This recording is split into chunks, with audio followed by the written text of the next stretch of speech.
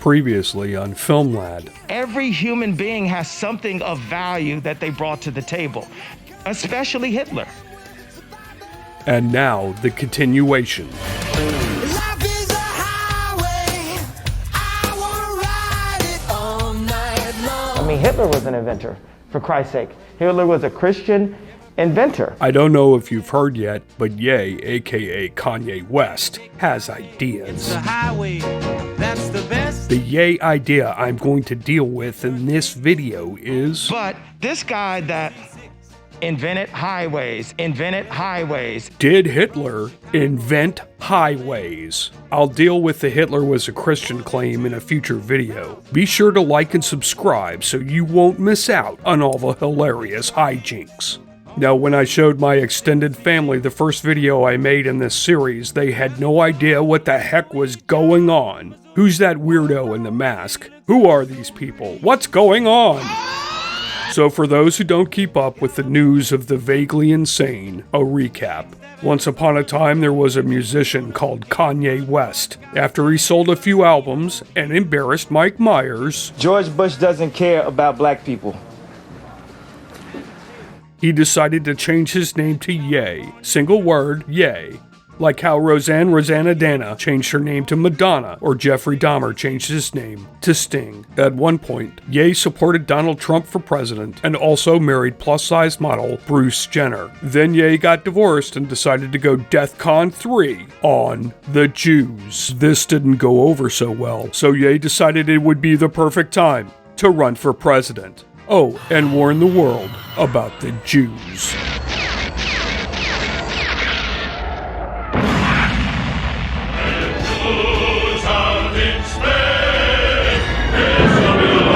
As part of his bid for the big brass ring, Ye surrounded himself with the alleged Grifters 3, Milo Yiannopoulos, Nick Fuentes, and Ali Akbar. My lawyer says I have to say alleged. Can you imagine a world without lawyers? Allow me to introduce them to you in detail. Milo Yiannopoulos. Back in the day, Milo was a writer at Breitbart as a flamboyant Trump supporter. Okay, fine, a gay guy's catty, stop the presses. He had a lucrative book deal lined up, and things were fabulous until his political enemies found an old clip to drive him out of the public sphere. Some of those relationships between younger boys and older men, the sort of coming-of-age relationships, the relationships in which those older men help those young boys to discover who they are and give them security and safety and provide them with love and a reliable and sort of a rock where they can't speak to their parents. Some of those relationships are some of the most molestation to me. It sounds well, like you know what? It sounds like Catholic priest molestation to me. And you know what? I'm grateful for Father Michael. I wouldn't give nearly such good if it wasn't for him. Oh my god!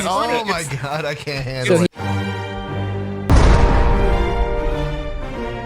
Turns out very few people could handle it. Weird dude in superhero mask. Milo's cancellation seemed especially cruel, as it sounded like he never understood or recovered from his own childhood abuse, and as a result was seeking to perpetuate it. He was alone, and the man he defended most of all, President Trump, failed to reciprocate that defense when it was needed most. If you loved me at all, you'd feel sorry for the terrible troubles I've been through, instead of holding them against me. No, don't say another word.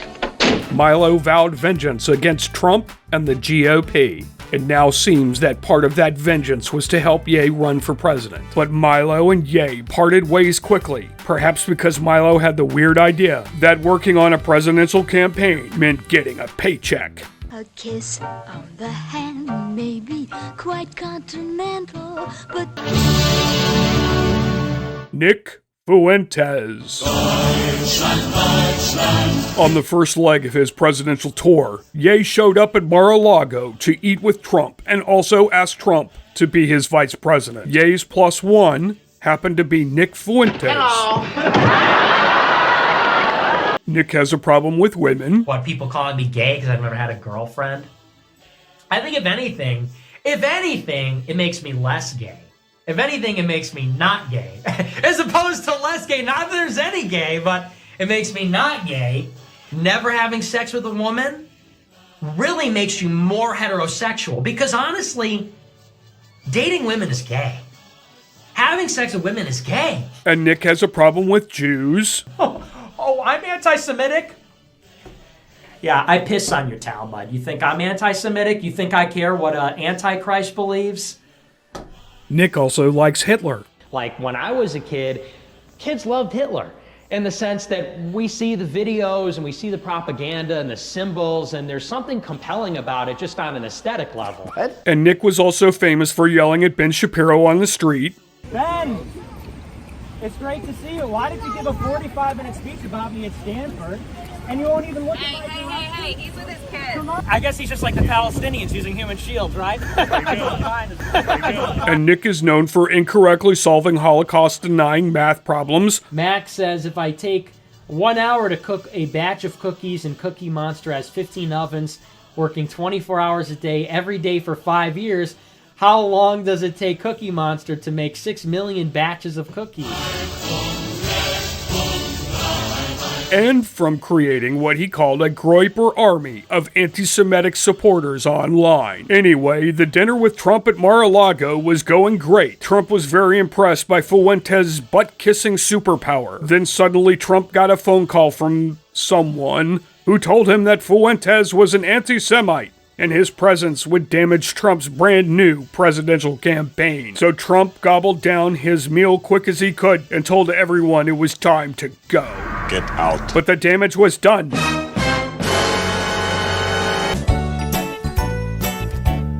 Ali Akbar, aka Ali Alexander. His name has changed over the years, but in this police report, his full name was reportedly Ali Abdul Razak Akbar Mugshot.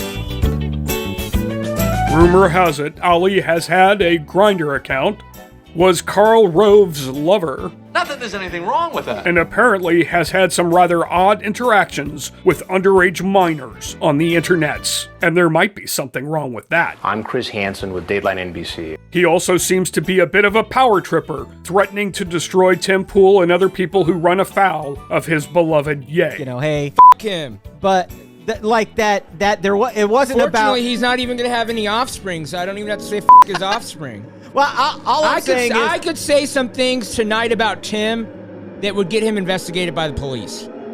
If anyone treats Ye like a nigger, I am going to destroy your fucking life. I hope this clip goes to Tim. If you treat Ye like a nigger, you know, you're gonna go to jail. You're not gonna fuck your podcast, you're gonna go to fucking jail. Okay, you're gonna go to fucking jail. I will own your fucking Wikipedia page, and I'll never say a word. I'll never say a word. I'll never have to say a public word. Also, he can time travel to get back at you, without any machines. What if I told you that all of us are capable of traveling? Well, not all of us, because you're not smart enough, but what if I told you that there are a lot of people capable of time traveling, they just don't know it? What if I told you that time traveling is easier than you think? It requires a lot of discipline and no machines. The reason why the New World Order wants you to focus on fiction stories about machines is they don't want you to know that everyone has access to time travel.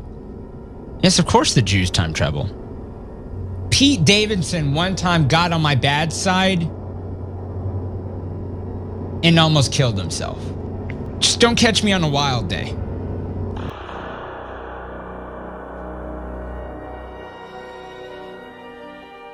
It all reminds me a bit of Rudolf Hess, Die Partei ist Hitler! the deputy Führer of the Third Reich, who spent a lot of time trying to develop some kind of Aryan telekinesis. Rudolf Hess tried to keep this chair in balance, and whenever he tried to do that, he was staring at this chair, which, when he took his hands away, invariably toppled either forwards or backwards. Now, I thought that was very strange, and I asked my father about it. And he said, yes, that really is a little strange. Herr Hess believes in telekinesis. Just don't catch me on a wild day. Akbar was also an organizer of the Stop the Steal campaign on January 6. No matter what you may think of January 6, you've got to admit that the endgame seemed just as unrealistic then as Ali's attempts to get Ye elected President of the United States is now. What I mean is that the idea that a protest was going to convince Mike Pence to stop trying to outlaw the X-Men long enough to decertify the election was just as goofy as expecting Carlos Mencius to write his own jokes. 100% whole milk is not going to buck the system. He is the system. But if you act now, you too can help save the Republic by donating more money to Scabby Davis Jr. with the Habsburg jaw. Cool comment. Someone said, what are other ways to support you? Money, money, money, money, money, and then prayer. What's the Habsburg jaw, you ask? Otherwise known as prognathism. It's a positional relationship of the mandible, or maxilla, to the skeletal base where the jaw protrudes beyond a predetermined imaginary line in the coronal plane of the skull. It's called the Habsburg jaw because the family tree of the Habsburgs, a German-Austrian royal family from roughly the 1020s all the way up to the 1780s, had this distinctive feature and, according to the Smithsonian Magazine, quote, while their palaces were splendid, their royals themselves were markedly less easy on the eyes. Generation after generation, Habsburg monarchs had sharply jutting jaws, bulbous lower lips, and long noses. A new analysis published in the Annals of Human Biology finds that the Habsburg jaw most likely resulted from inbreeding.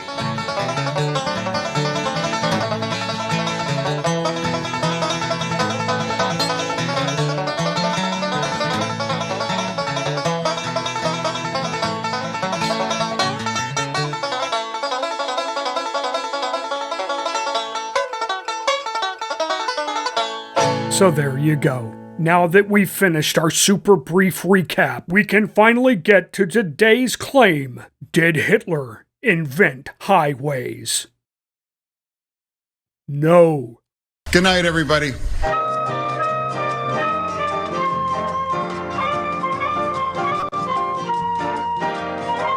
Oh wait, you wanted more detail than that? You wanted facts? History? Oh, God. That's ridiculous. I can't make this a half-hour video. Fine, I guess I'll have to make a part 2 then. Make sure to like and subscribe.